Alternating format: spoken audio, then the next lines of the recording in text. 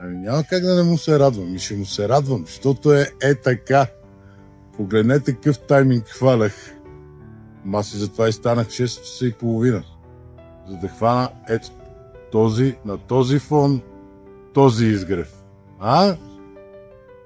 Мисля, че малко хора ще се похвалят с ето такава снимка. Ето такава. И ето такъв изгрев. И ето тези мотори тук. Това да ви кажа.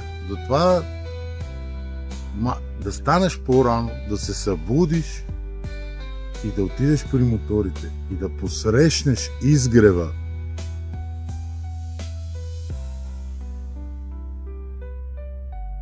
No comment.